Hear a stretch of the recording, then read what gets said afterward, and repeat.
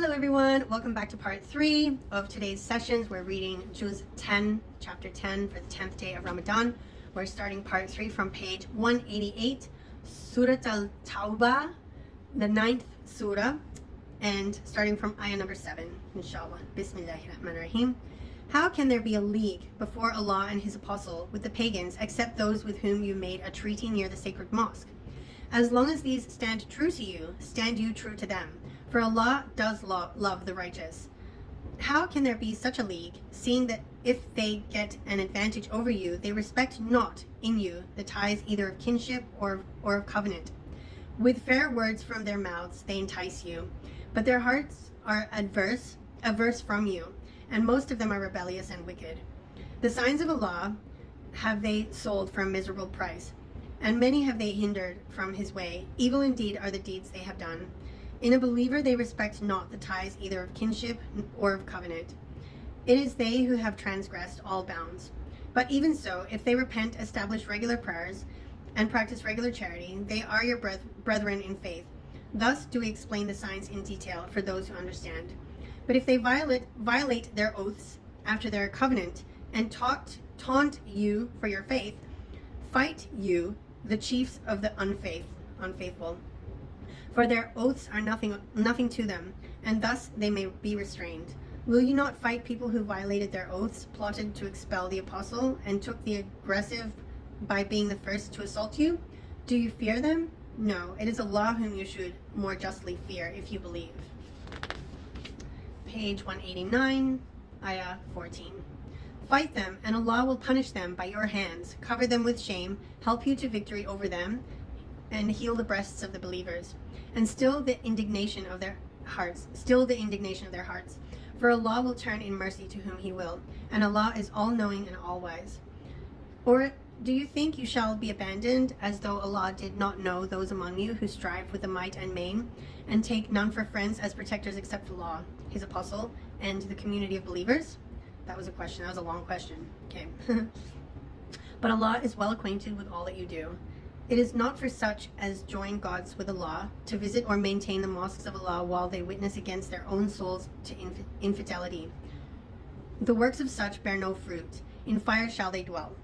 The mosques of Allah shall be visited and maintained by such as believe in Allah and the last day, establish regular prayers and practice regular charity, and fear none at all except Allah. It is they who are expected to be on true guidance. Do you make the giving of drink to pilgrims or the maintenance of the sacred mosque equal to the pious service of those who believe in Allah and the last day and strive with might and main in the cause of Allah? That was another long question. They are not comparable in the sight of Allah, and Allah guides not who do wrong. Those who believe and suffer exile and strive with might and main in Allah's cause with their goods and their persons have the highest rank in the sight of Allah. They are the people who will achieve salvation. Ayah 190, page 21. Their Lord does give them glad tidings of a mercy from Himself, of His good pleasure, and of gardens for them. Therein are delights that endure. They will dwell therein forever. Verily, in Allah's presence is a reward, the greatest of all. O you who believe, take not for protectors your fathers and your brothers if they love infidelity above faith. If any of you do so, they do wrong. Say, if it be that your fathers, your sons, your brothers, your mates, your kindred, the wealth that you have gained, the commerce in which you fear a decline, or the dwellings in which you delight, are dearer to you than Allah, or His Apostle, or the striving in His cause, then wait until Allah brings about His decision, and Allah guides not the rebellious. Assuredly, Allah did help you in many battlefields, and on the day of Hunayn, behold, your great numbers elated you, but they availed you not. The land, for all that is wide, did constrain you, and you turned back in retreat. But Allah did pour His calm on the apostle and on the believers, and sent down forces which you saw not. He punished the unbelievers, thus does He reward those without faith. Page 191, ayah 27. Again will Allah, after this, turn in mercy to whom He will, for Allah is often forgiving and most merciful. O you who believe, truly the pagans are unclean, so let them not, after this year of theirs, approach the sacred mosque. And if you fear poverty, Soon will Allah enrich you, if He wills, out of His bounty, for Allah is all-knowing and all-wise. Fight those who believe not in Allah nor the last day, nor hold that forbidden which has been forbidden by Allah, His apostle, and His apostle, nor acknowledge the religion of truth, even if they are of the people of the book, until they pay the jizya with willing submission and feel themselves subdued. Okay, so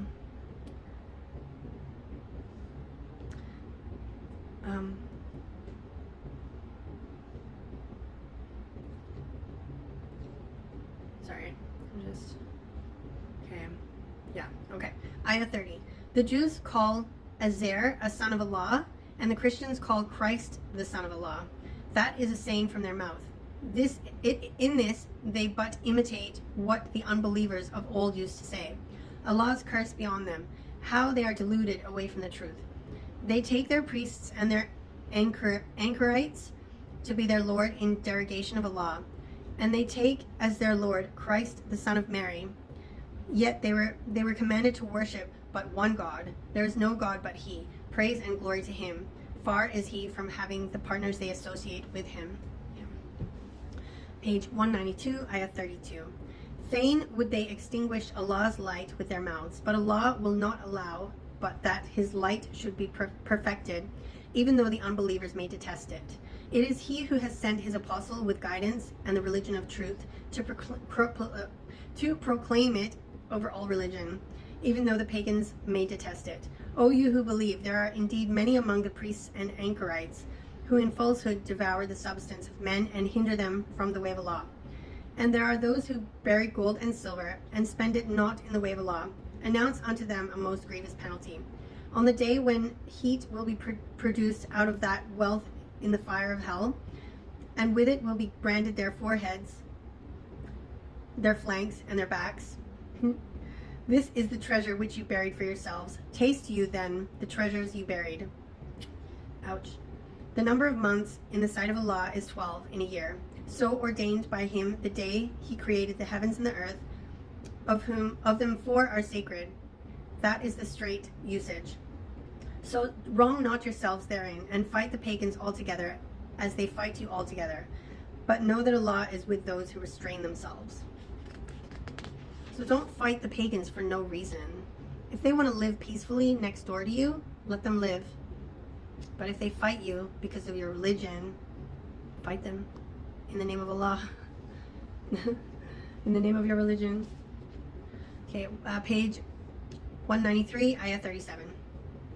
Verily, the transposing of a prohibited month is an addition to unbelief. The unbelievers are led to wrong thereby, for they make it lawful one year and forbidden another year, in order to adjust the number of months forbidden by Allah and take such forbidden ones lawful. The evil of their courses seem pleasing to them, but Allah guides not those who reject faith. O you who believe, what is the matter with you, that when you are asked to go forth in the cause of Allah, you cling heavily to the earth? Do you prefer the life of this world to the hereafter? But little is the comfort of this life as compared with the hereafter. Unless you go forth, He will punish you with a grievous penalty and put others in your place.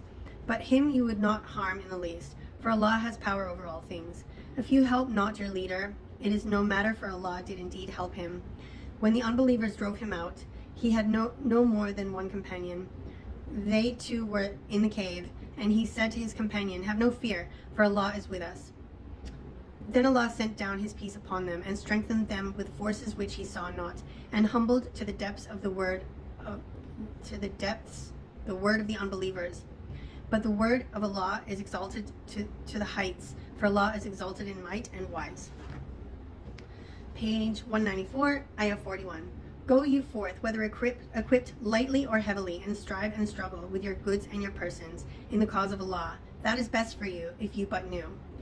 If there had been immediate gain in sight, and the journey easy, they would all, without doubt, have followed you. But the distance was long and weighed on them.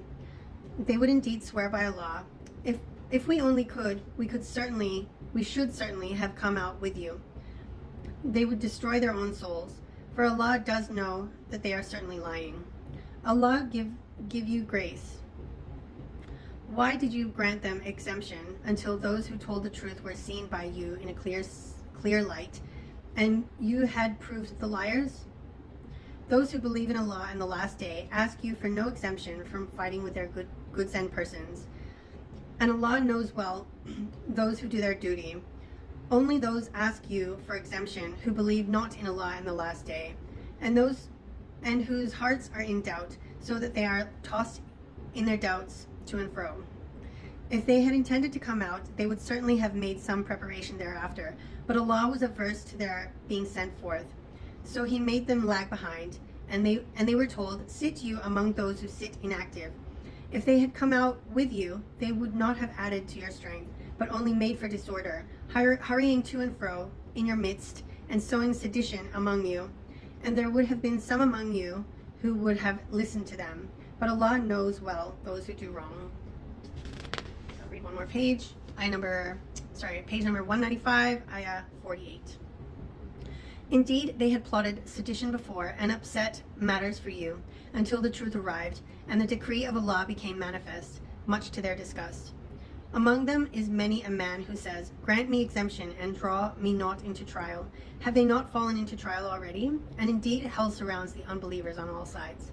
If good befalls you, it grieves them, and if a misfortune befalls you, they say, "We took indeed our precautions beforehand," and they turn away rejoicing. Say, "Nothing will happen to us except what Allah has decreed for us. He is our protector." And on Allah let the believers put their trust. Say, "Can you expect for us any fate other than one of two glorious things, martyrdom or victory? But we can expect for you either that Allah will send His punishment from Himself or by our hands. So wait expectantly. We too will wait with you. Say, spend for the cause, willingly or unwillingly. Not from you will it be accepted, for you are indeed a people rebellious and wicked. The only reasons why their contributions are not accepted are that they reject Allah and His apostle, and that they come to prayer without earnestness, and that they offer contributions unwillingly. Okay, I'm going to read one more page. Page 196, ayah 55. Let not their wealth nor their following in sons dazzle you.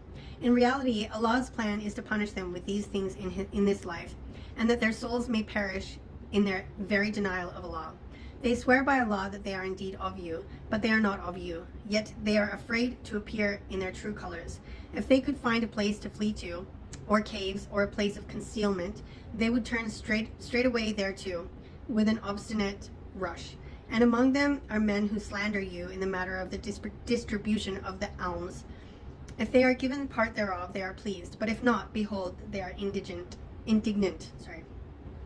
If only they had been content with what Allah and His apostle gave them, and had said, "Sufficient unto us is Allah.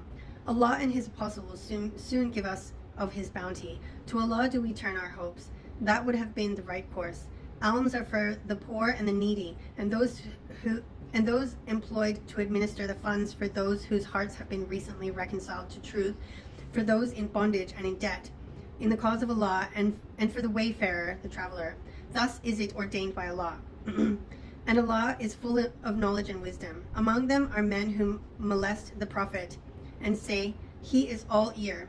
Say, "He listens to what is best for you. He believes in Allah, has faith in the believers, and a mercy to those of you who believe. But those who molest the apostle will have a grievous penalty." I bet. And there you have it, guys. I'm going to leave it there for today's session. Have a blessed rest of your day. If you're fasting, enjoy you breaking your fast at iftar. Balafia in Arabic means bon appetit, I guess. So enjoy, guys. God bless you, and inshallah I'll see you back here again tomorrow. Take care.